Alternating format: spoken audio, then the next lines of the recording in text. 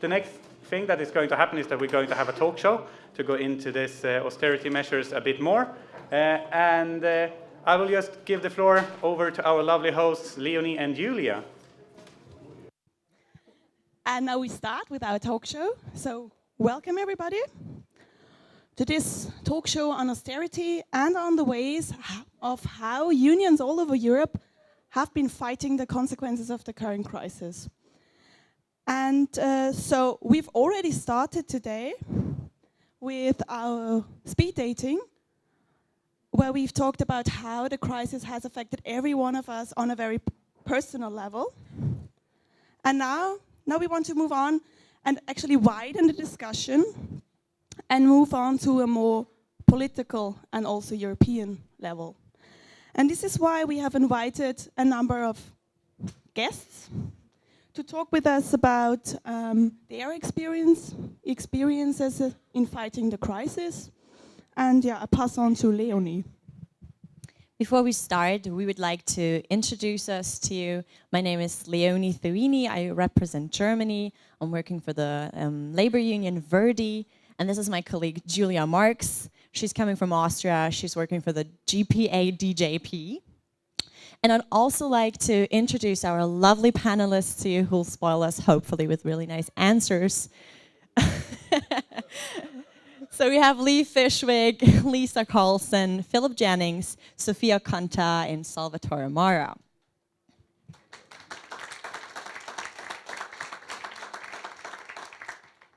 We have prepared 3 rounds of questions for you. And even though these are not the Hunger Games, we're going to be really nasty about our time limit. So we would ask you to only speak for 3 minutes.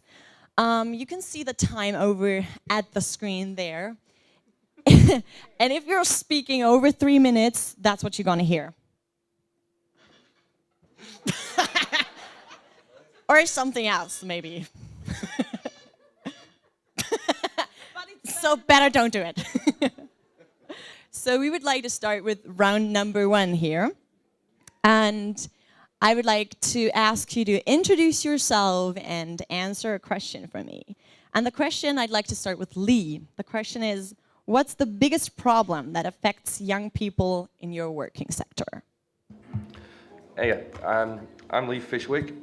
I'm from the Communication Workers Union in the UK, which represents postal workers and telecoms. The biggest issue in my sector, which is postal, is the modernisation and privatisation of the postal services. For example, if we look at the Dutch postal service, which was privatised 15 years ago, has gone from 44,000 full-time employees to less than 10,000, and which has been replaced with part-time work. It's no opportunity for youths in this situation if no permanent jobs. Myself, I come from Royal Mail, which like this year has been privatised, but this has been planned for 10 to 15 years. I entered the business as a postal cadet, which was for youth, 16-year-olds straight out of school, to do a training programme for 2 years and go to college and get qualifications and an insight into the postal industry. 2 years after working for Royal Mail, it was scrapped. And the consequences of that is I'm 32, and in an office full of 1,000 people, I'm the second youngest in the office. And we're seeing youth coming now through agencies where they're being rung up in the morning and told, can you come in today? They come in, oh, we're not busy, we only have to give you 2 hours work, can you go home after 2 hours? There's no job security, there's nothing. But also as well in the UK, we've been seeing as well for the youths is through the media and the government, youths being criminalised for not being in work, even though there's no work, they're made out to take jobs that are below par, and it's not good. So the biggest issue I think for my sector is modernisation and privatisation. Thank you. Okay, thank you, Lee. We now come to our colleague from Norway. So Lisa, please, briefly talk us about yourself and how the crisis has affected the people, young people in your sector. My name is Lisa. I represent the commerce and office sector in Norway. I'm head of the youth board. And I think one of our biggest problems that is affecting young people in our sector is that the commerce sector in Norway is experiencing pressure on normal working hours. This is a consequence of longer working hours, which in terms has resulted in extended use of part-time workers. And these part-time workers are often, these part-time jobs are often done by youth. And society is changing, and it's more and more talk about having shops and stores open on Sundays and night open as well. And we also see that on shopping centres, the opening hours are often determined by the centre leader in a large scale. And what we see is that workers have minimal influence on their own workday. And to add to this, the compensation for unreasonable work hours is unreasonably low compared to other sectors. So, Okay. Thank you, that was very interesting. And I'll give the mic to Leonie.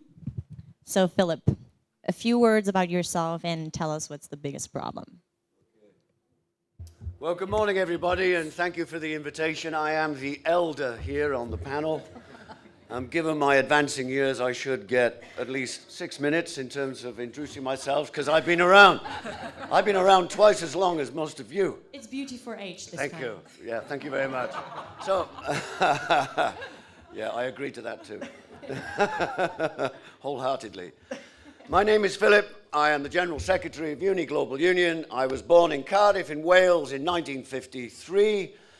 I've been General Secretary of Uni Global Union since it started. I was a co-conspirator in the creation of Uni Global Union. When Uni Global Union was created, it was my job as General Secretary to make this place work, to give it visibility, to give it a clear motivation, to shake things up. And as a result, most people seem to call me Global Warrior, which is very unfair because I'm a nice guy, really, but I seem to be fighting most people most of the time, whether it's a government, whether it's the European Union, the International Monetary Fund, Wall Street, the City of London, individual employers. So I quite like this business of being known as a global warrior, because every time I have to wake up in the morning and say, Global Warrior, fight today. So here I am fighting with you. Now, you are the collateral damage of the financial crisis. This didn't just happen. This was a result of an ideological bent. This was a result of a crash of ideological thinking. This is a result of powerful elites deciding that they could make the rules of the game for them, to work for them, and to make them richer and wealthier than is frankly imaginable. You are, the youth of this planet, are the collateral damage of a neoliberal experiment gone wrong. Therefore, the problem, you are not to be resigned. You are not to believe for 1 minute that you can't change this.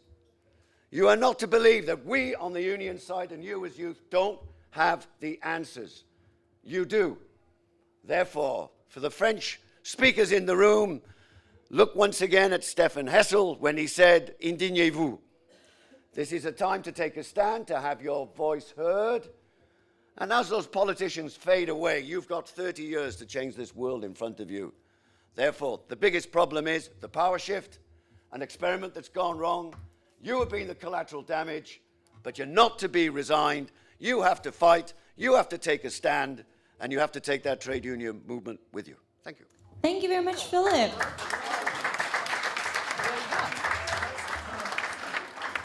And you're very good on the time. Oh, I didn't look. Oh, okay. Good. You know, okay. you cannot save up seconds, you know. you will not add that, you know, there's 2 seconds. But nice try. Good. Sophia, now over to you. Please tell us about yourself and how how the crisis has affected your sector and your work. Okay. Hello. Thank you very much. You invited here. I'm Sofia Kanda. I'm Melos of the administration of Federation of Bank Employees. I'm Equality Secretary of my federation, and I'm member of the Secretariat of Women of Confederation. I'm also member of the Executive Committee of Uni Europa and Vice President of Women's Committee of Uni Europa. And here I represent the Greek unions, of course. Such as I have the opportunity, I will speak in Greek.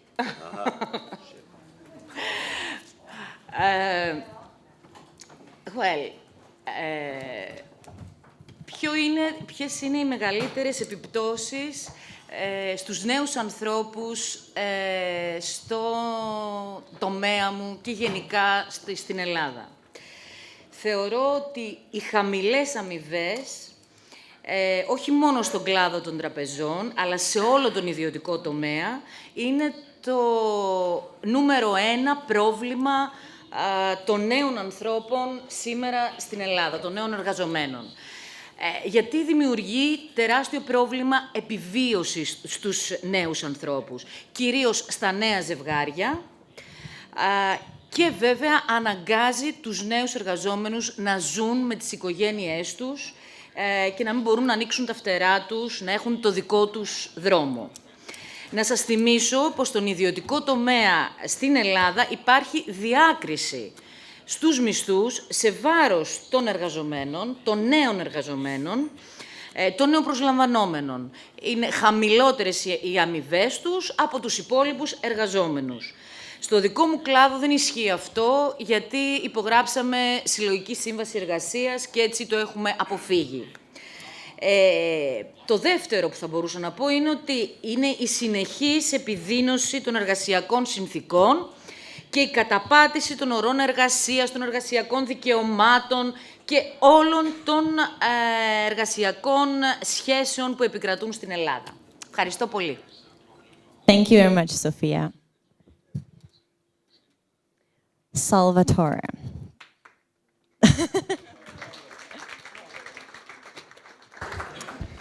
Yeah, first of all, I would like to say buongiorno. Thank you very much for inviting me here. I'm very happy to be with you. I'm Salvatore. I was born in southern Italy. I live half in Brussels, half in Rome at the moment. And I have been elected last year in the position of president of the European Trade Union Confederation Youth Committee. What's been happening for me and my sector? I'm a member of FILCAMS, which is a federation in the commerce and salaries sector in Italy, of CGIL, the Italian General Confederation of Labor. And I'm a member of UNI, a proud member of UNI, that's. So I'm particularly happy to be here. When I look at my sector, I have two pictures in my mind, actually. As you know, an Italian film won an Oscar a couple of days ago, The Great Beauty. And The Great Beauty talks about the corruption and the collapse of a society which we've been knowing so far, not only in Italy, I would say, but in Europe. Europe is very well known in the world for its beauty, for its culture, for its heritage. And unfortunately, when we look back at what we are, we don't look at that great beauty. We look at Pompeii falling down. We look at the players of the National Greek Orchestra who were crying the last day of their performance before the Troika closed it down. And this is why I strongly take the message that Philip sent us before. We don't have to resign. We have to believe that there is a lot that we can do. We have to be sure that the austerity policies can be dismantled. But they can be dismantled only if we don't resign and we make the best use of our enthusiasm. We don't want to be called the lost generation, because who lost is the austerity measures. The effects that the austerity measures laid down in the last few years are clear now. Those measures are wrong. And what we have to do now is to create a new path for growth and recovery, which must be a job-rich recovery, above all for the most unemployed, so for youth. So let's start and let's win the fight. Thank you. Thank you very much, Salvatore. We're now entering round number 2, and we have prepared some video clips for you. Not my video clips today. And they're video clips of politicians, and they have some very interesting statements. We'd like you to watch them and comment afterwards. Why do you think we would do this? Ever heard the word brainwash? So you remember the speed dating activity that we did before? And, you know, I don't know how you feel about this, but every time I hear stories about how people in different places of my continent are being affected by this crisis or this thing that's called crisis, I'm actually pretty shocked and outraged, and it makes me really angry. And, you know, we've been discussing a lot about this seminar in the steering group. It's been very important to us, and we've talked about what's the message that we want you to take home. And so the idea behind this activity now is to, you know, connect the individual stories we've now heard. So, you know, we all tell us about how bad it is in our countries, or like how we've not been affected by it. But in the end, you know, it's not about Sophia from Greece, or Leonie from Germany, or Elisa from Italy. It's about every one of us. And so what we would like to do is now really discuss the rationale behind all this thing that they've been telling us is the crisis. So, you know, political decisions, they don't come about because politicians are stupid or mean. You know, sometimes they are. But in democracies, we believe that political decisions have to be based on what the majority thinks is right. And so it's actually about ideas and belief systems. And so we want to talk about the ideas that really, have caused all this havoc on our countries and also on our continent. And so what we now want to do with these clips is we want our experts, we want to give them a chance to comment on some of those interpretations of the crisis, because, you know, there's so many different interpretations of what this crisis is about, even amongst unionists. And so we want our people to get the chance to comment on some of them. So we'll show you a clip, and we ask you to talk about it. And we'll now start with Salvatore. So here he is again already.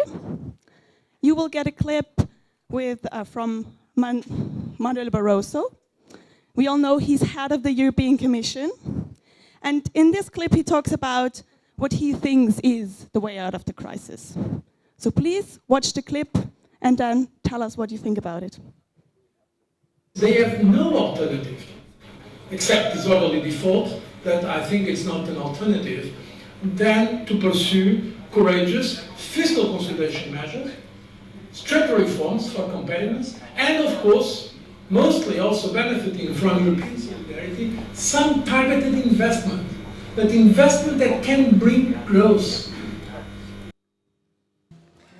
Well, very quickly to say that Mr. Barroso's recipe is outdated, wrong, and the results that it produced are completely visible right now. Unemployment, poverty, social exclusion, less social dialogue, attacks to trade unions, attacks to trade union rights, attacks to workers, social welfare, etc., etc. I don't have to tell you more about this. I will cut it very short in one sentence. Mr. Barroso should not be worried about the recipes that we as countries at national level should put in place. Mr. Barroso should be worried about himself and the politics, because the politics have been taken over by decision makers who are called Troika, IMF, bankers, and economic powers. And politicians don't decide anything because they are just the performers of decisions which are taken somewhere else. So we are not deciding ourselves anymore. It's not the citizens who are going to vote and elect these people to do our interests who are deciding anymore. It's people who are not elected. Troika does not exist in any of the European treaties and has had the power even to interfere at local level in our personal lives. So this will come to an end, my dear Barroso, because your recipe has historically proved to be wrong. It's our turn. Thank you very much. The second video is Angela Merkel, the Chancellor of Germany.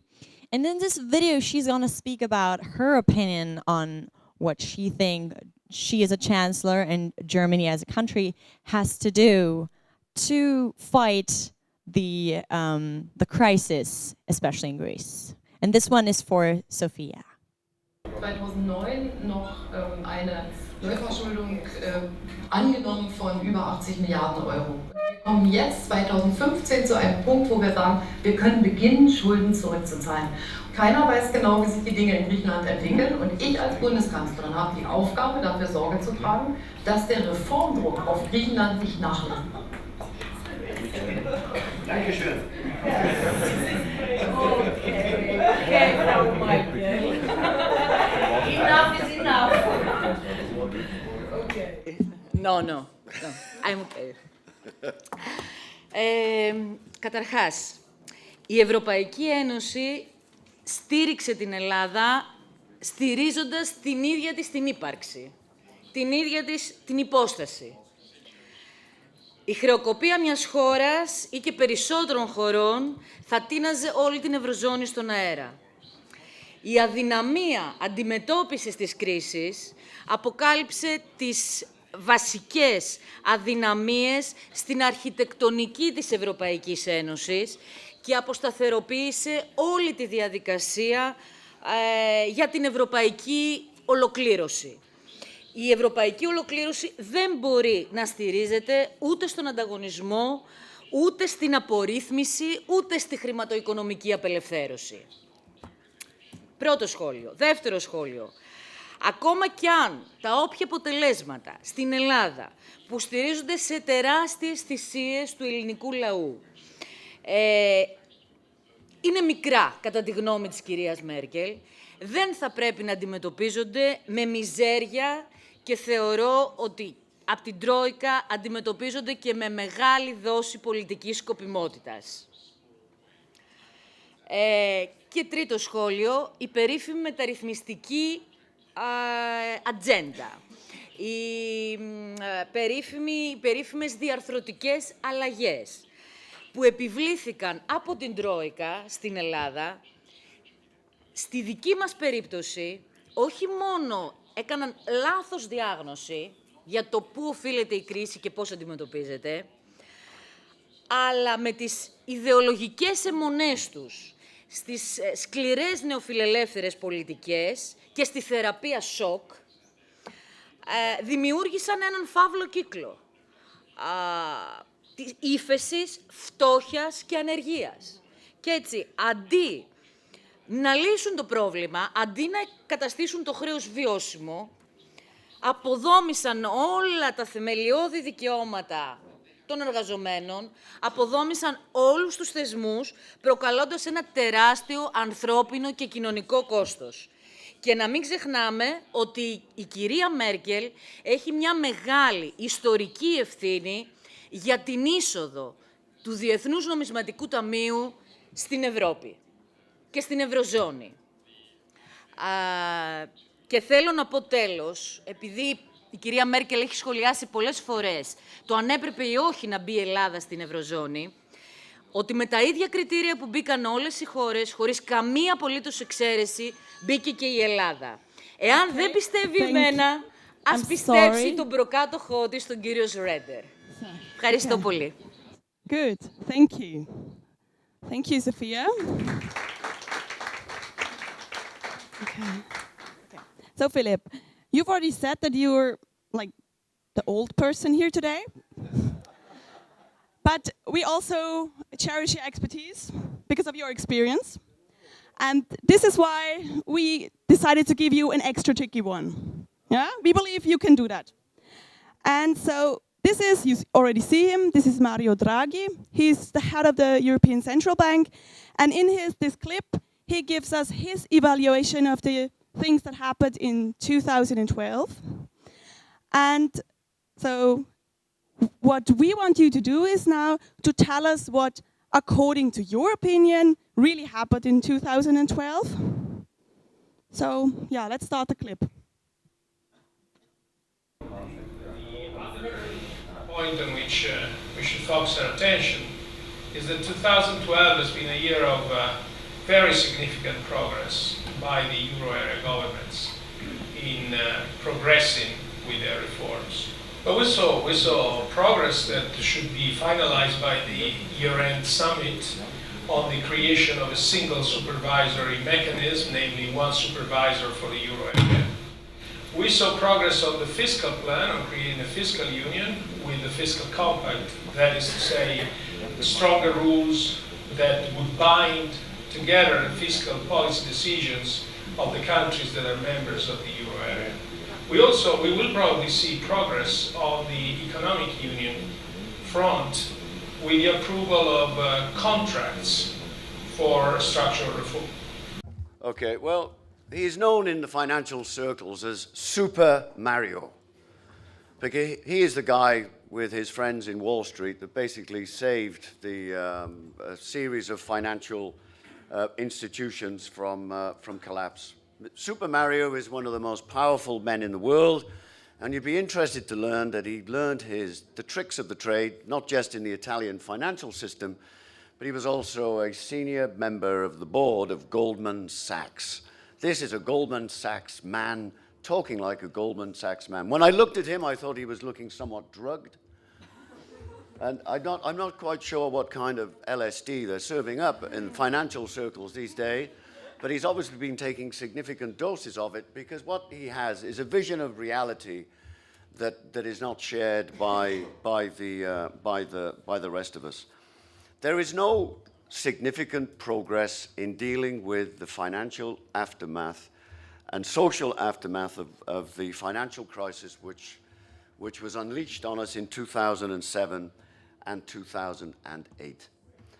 If you look at the situation in Greece today, I'm not sure, but my translation wasn't coming through. This is a sign of success. The Greek economy today, because of the decisions that he has taken, has shrunk by 1/4 in 4 years.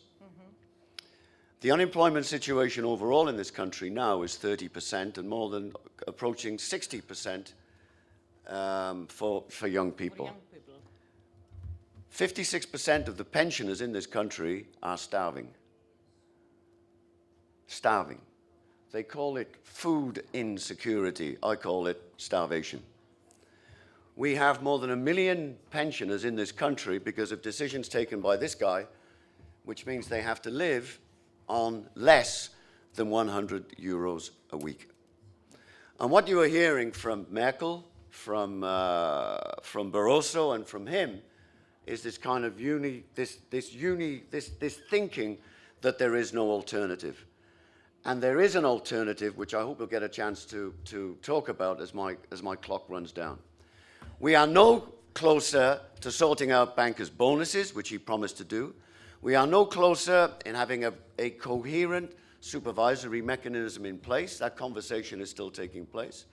We're still no closer to having new rules of the game to prevent the kinds of speculation in the financial system. And what we have seen is this guy driving the social Europe off a cliff, but they seem impervious. Where do they breed these Troika people? I've met the people who've met the Troika group. They don't listen. There is no negotiation, and they, as Salvatore said, they have no political mandate or accountability or supervision. Thank you. Stop.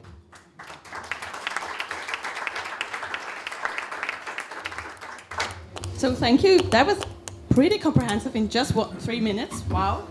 Well, not really, but there we are. I'm impressed. So now we move on to Lisa. Lisa, So you're from a country that's not a member of the European Union. And what we will show you is an extract from a news clip that talks about how the current economic crisis in Europe and also in the Eurozone has affected the voting patterns in Europe and also in your country. Please watch the clip and then give us your view on what they say.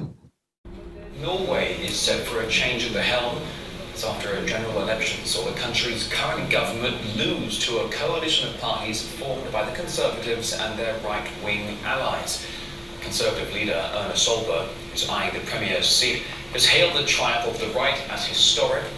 And Lucy Kaufman now explains the poll's result is ultimately echoing a steady trend all across Europe. The anti-immigration Progress Party saw support crumble in the aftermath of the attack. But as Norwegians headed to the polls Monday for the first parliamentary election since the tragedy, the tables appeared to have turned, and the Progress Party is poised to enter government for the first time. The party has since softened its radical image and tried to distance itself from Breivik, yet it's campaigned for tougher immigration and asylum policies and wants to reduce the number of immigrants from outside the EU.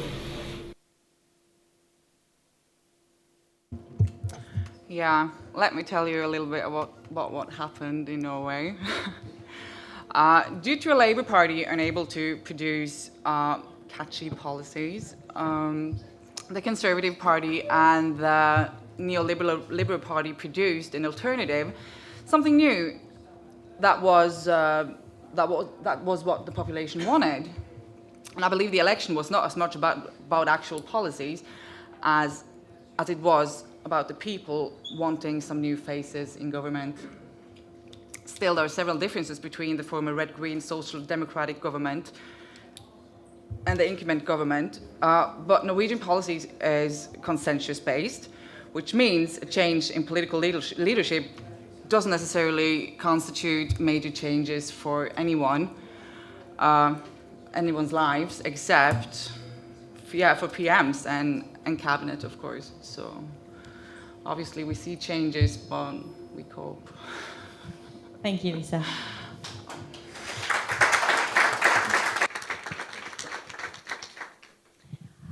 Lee, the last video is for you, and it's Ernst Eckhard. He is the chief of the Employment Trends Unit at the International Labour Organization.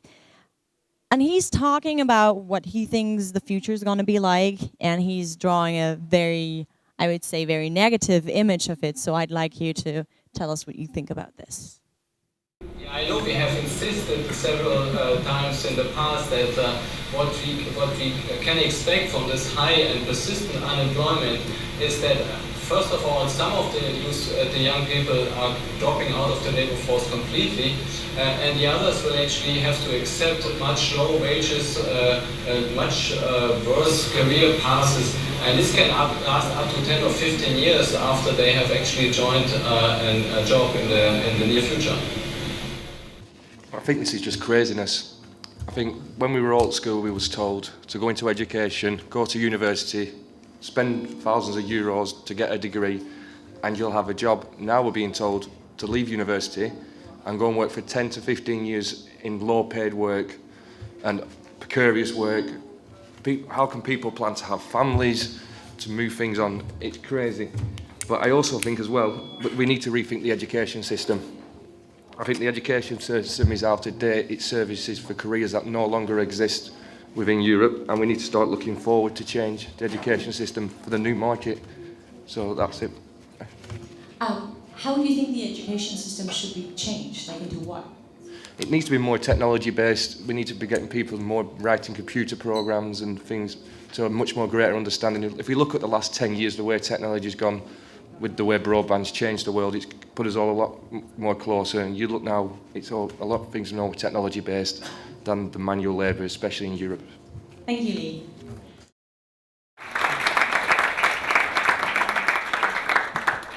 We're now entering our so-called speed round, and that means you are only going to have 1 minute now to answer our questions. Philip, I'd like to start with you. What role does the union have to play, you think, to fight youth unemployment? I would say make some noise, make a lot of noise. If you remain quiet, there will be silence on these matters. We have youth structures at uni, use them. We have a presence in Brussels, use it. We have friends in the ETUC and other European industry federations. Let's build alliances. The situation is not hopeless. We can do something, but you have to stand up and wake up. Thank you. Thank you very much, Philip. We now come to Sophia. And so you come from a country that has been among those that have been affected the most during the current crisis. And so we would like to know which concrete actions has your union taken to tackle the problem of youth unemployment in Greece? Thank you. Okay. 1 minute. Η Γενική Συνομοσπονδία Εργατών Ελλάδας έχει δημιουργήσει ένα κέντρο πληροφόρησης εργαζομένων και ανέργων για να μπορούν οι νέοι άνθρωποι να ενημερώνονται για όλα τα προγράμματα εκπαίδευσης, κατάρτισης, ευρωπαϊκά ή όχι, να μπορούν να εκπαιδεύονται για να καταρτήσουν ένα βιογραφικό, όλα αυτά γίνονται, να βρουν δουλειά, όλα αυτά γίνονται σε συνεργασία με εργοδότες και είναι σε αρκετά καλό στάδιο και επίπεδο. Κυρίως όλα όσα γίνονται τώρα, υπάρχουν καταρχήν 2 μεγάλα προγράμματα που τρέχουν. Το ένα είναι για 50.000 θέσεις προσωρινής εργασίας, σε κοινοφελή τομέα, τα οποία στηρίζουν τα συνδικάτα. I'm sorry, I have to stop you here. Okay, Thank but it's not enough. No, let's go on with, I'm sorry, let's go on with our next question. Lee, most important thing the union has to do to activate youth? Give youth a voice in the structures. My own union, we have youth officers from the shop floor all the way to our national executive. They sit in branch meetings, they sit in regional meetings, and they sit in the national meetings. There's nothing more disheartening for a youth is when a 50-year-old rep comes to you and says, I understand youth issues because I joined the union, and I joined the union when I was 18. The world's changed. And I think the interaction now we have in youth in my own union by giving us a voice is good. If there's a young person, if a 50-year-old man goes up to a young person and says, join the union, you get death benefit when you die, the people are not interested. But a young person goes and has the same issues, you're more likely to get it up. So I'd say a voice, and in the structures of all unions, a youth voice.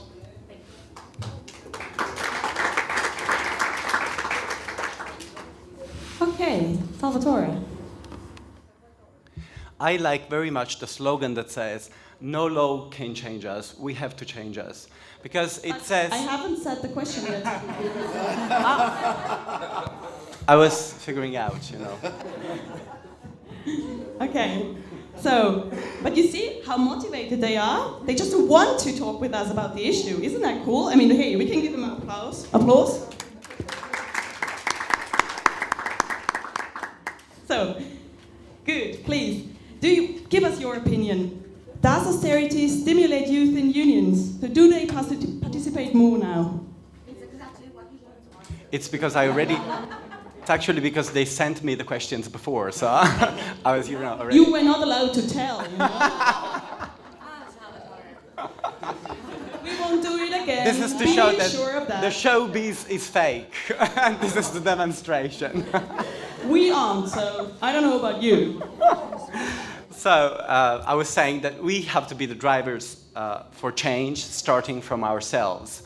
And when I say starting from ourselves, I will mention 3 words: organize, connect, and participate. Organizing will be, young workers in particular, will be the priority of the next 2 years of the Youth Committee of the ETUC. Connect, because we have to contaminate ourselves, because we're stronger together. And participate, because without participation there is no democracy. And that's it. Thank you.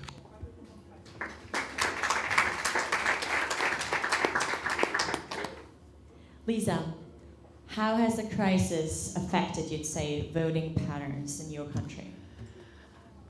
Let's see now. Obviously, the crisis in Europe hasn't affected Norway in the same way as in other countries. But we still see some tendencies. Unemployment has risen some, export to Europe has decreased some, and investments in industries has gone somewhat down. So one of our challenges is that when demand in Europe goes down, it has a negative effect on us. And when we're faced with challenges, we tend to vote, we tend to try and influence our politicians to secure our welfare state and our collective goods. And through our unions, we have a unique chance to influence our political parties because Norwegian unions have a big political influence. And we work closely with our political parties. We obviously don't have quite the same influence on the right-wing party that we have now, or government that we have now, but seeing as Norwegian unions is that strong, we are still included in political processes, so yeah. Okay. Thank you.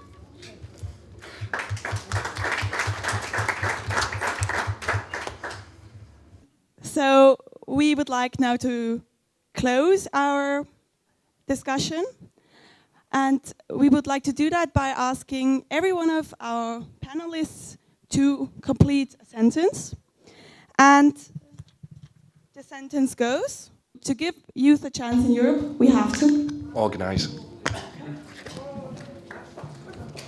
Lisa. To give youth in Europe a chance, we have to? We have to work, sorry. We have to work together to find good, sustainable solutions, and we need to create and be a part of a platform on which we all can learn from each other and work across borders. We need to use each other's experiences to learn and find adaptable solutions that can work in everyone's respective country. Thank you, Lisa. Wow, that was a very Norwegian. But it was really cool, so. So now, to give youth a chance in Europe, we have to Mobilize, mobilize, mobilize, organize, move. Sophia, to give youth in Europe a chance, what do we do? We have to end with the policies of austerity, recession and unemployment now. Very good. And Salvatore? We have to rediscover the sense of solidarity and being together, because that's a fundamental value that can unite us.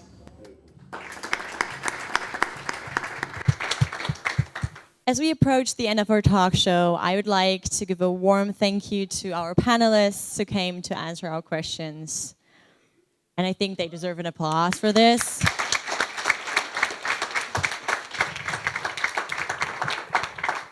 I would also like to thank you guys for listening and staying awake and being very active in listening. Thank you very much. We have time for questions. Okay, so this is really the chance now for every one of you to get active and to ask our experts on the panel all those things that you really would like to know. Yeah, so we give the floor to you. Who would like to ask or comment on something that has been said? I was looking in documents and reading some stuff to be prepared for these 3 days. And what I saw that there is an organization who works with unions, and that calls EURES, is organizing things to help people work in other countries. So by example, in Belgium, we have the border with France. There are not the same rules in those two countries. So there are organizations who help those workers to work in another country, explain them the rules, explain them their rights and social security and things like that.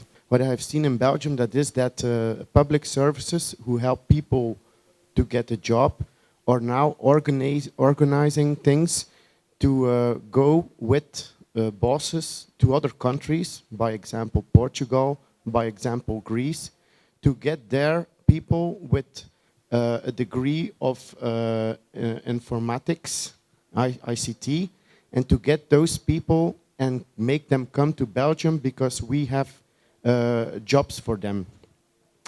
So now I saw there was also another thing in Germany where they are working with EURES, so that's the organization, and there they are organizing things so that people from Greece who have a degree to work in the healthcare, so nurses and people like that, to come to Germany because there they need people with that sort of degrees. So now my question is there an answer to the mobility in Europe? There is a crisis in Europe, but not in all places there is the same crisis. And now we can give people from, by example, Greece, a job in another country. How can we cope in Belgium?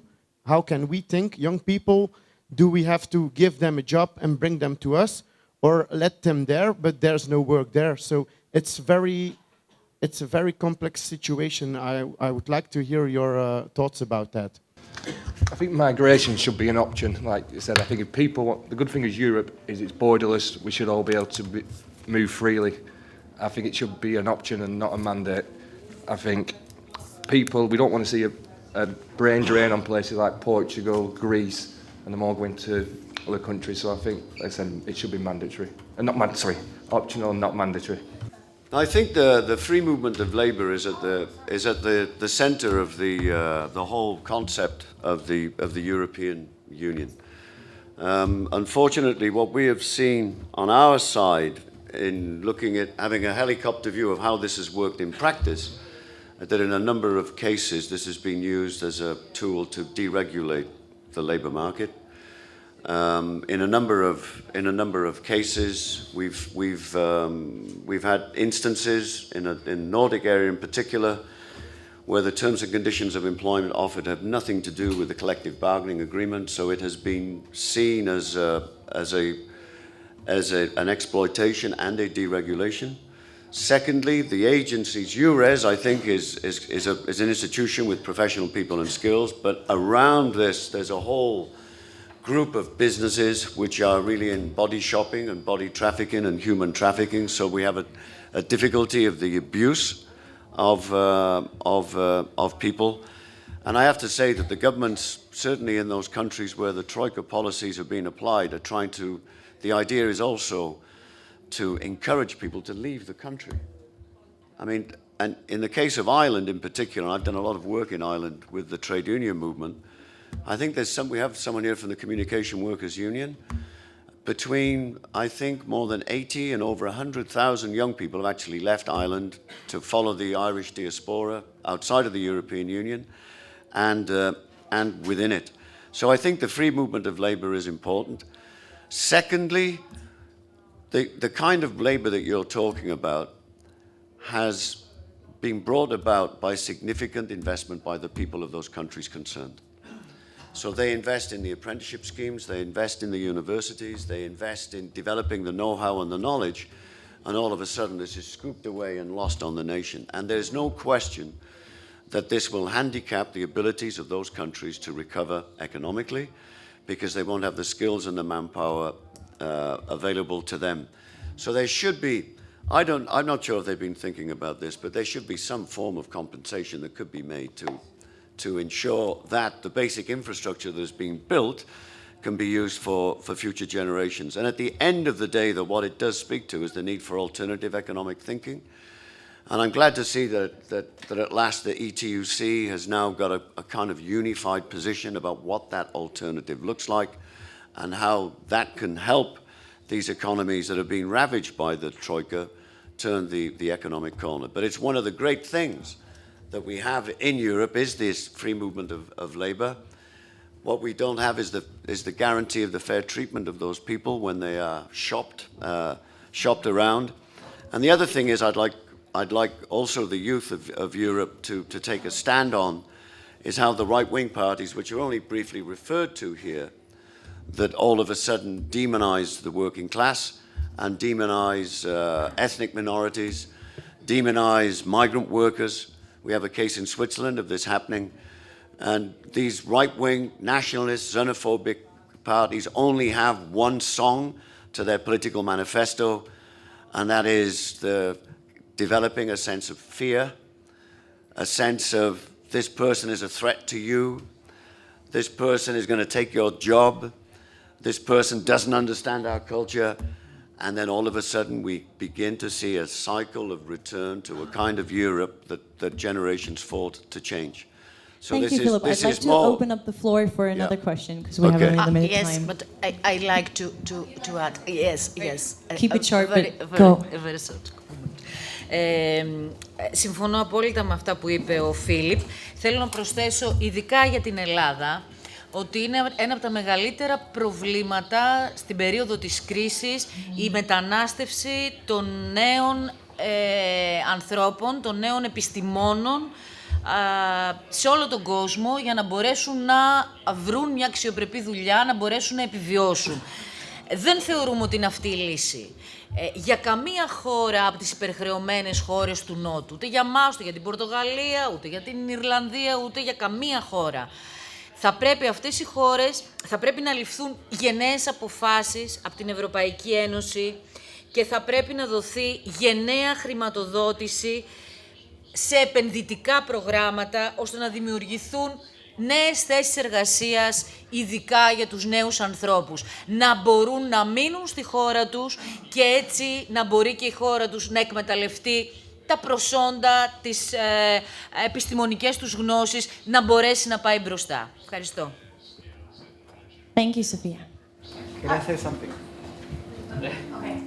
Yeah, I will be very quick, but I want really to thank you, because this question is really crucial, and I've been talking about mobility so much. You know, they are deceiving us in many respects. They call it flexibility, and then it's precarity. They call it mobility, and then it's forced migration. So I'm a little bit fed up of this European, you know, bureaucrats jargon. Can we really call it mobility when, I will make the example of Portugal, 330,000 young Portuguese people left the country in the last 5 years.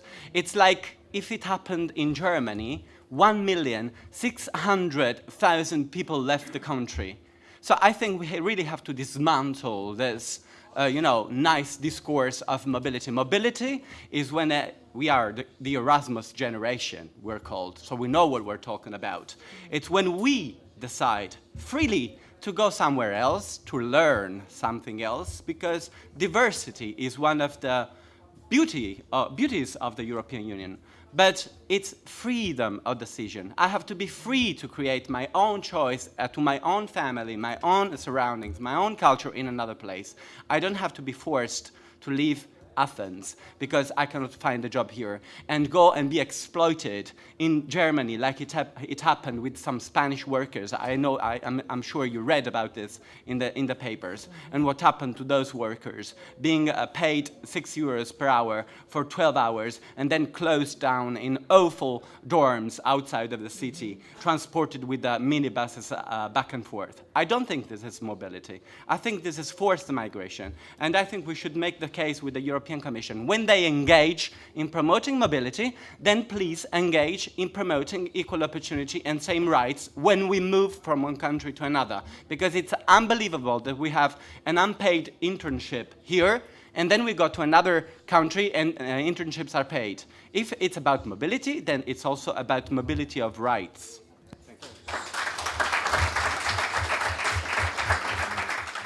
Wholeheartedly believe in what's been said today, and that we need to unite together to end austerity. But how do we as individuals do that? Like, what are the first steps that we take ourselves? The key is to get engaged. There's a political process out there. There's a loud political debate out there. And it's important that you are not a spectator of this disaster, this economic and social disaster which is happening around us. You have made a decision to join a union. Hopefully, as your participation here, you can see that when you look and talk to other people around the room, many of them are in the same situation of you, where there maybe is no youth structure to speak of, where there is no space for the youth voice to be heard. And I therefore think that what's very important for this for generation, if not all generations, is to get engaged and for your voice to be heard. Because we are presented with all these talking heads today. They are skilled, they have a message which is uniform, they repeat it relentlessly, that it's like a raindrop after raindrop after raindrop, then all of a sudden you begin to think, well, that is the reality that we're dealing with. What we have to do is to develop another sense of reality, a sense of an alternative, and to take a stand. But to do that, you need to get engaged and to have the confidence to get engaged, to stand up and make your voice heard. And then if enough people stand up and their voices are heard, then we can put people into office who are responding to our views. That's why we're not to be fatalist. There is a moment of the rise of the right here, but our day will come and we will turn back the clock to put back in place a sense of social Europe, a sense of community, and a sense that we are a society and not just a collection of divorced individuals.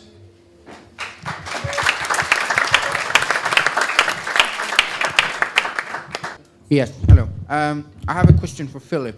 Last year, the European Union was awarded the Nobel Peace Prize.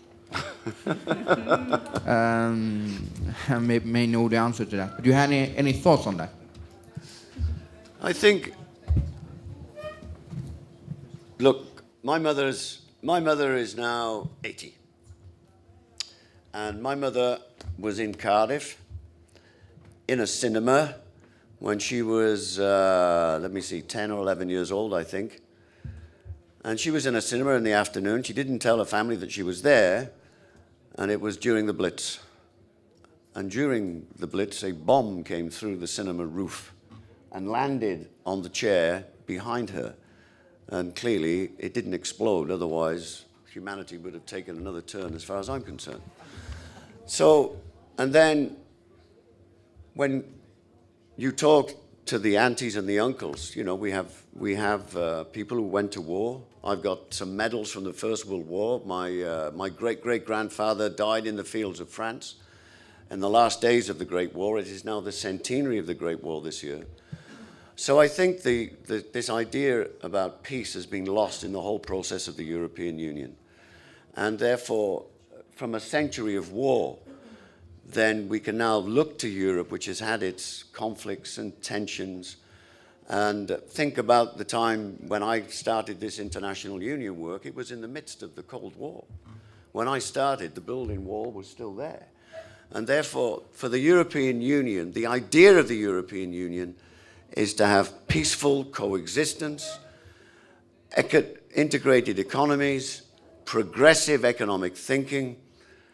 And I think that the generation that we now have and the approach that the Troika have does not make them worthy of this prize at the moment. So if we could suspend the Nobel Peace Prize for a short while, just to take account of the economic war that has been visited on us, that peace and understanding comes from democratic participation, from universal suffrage.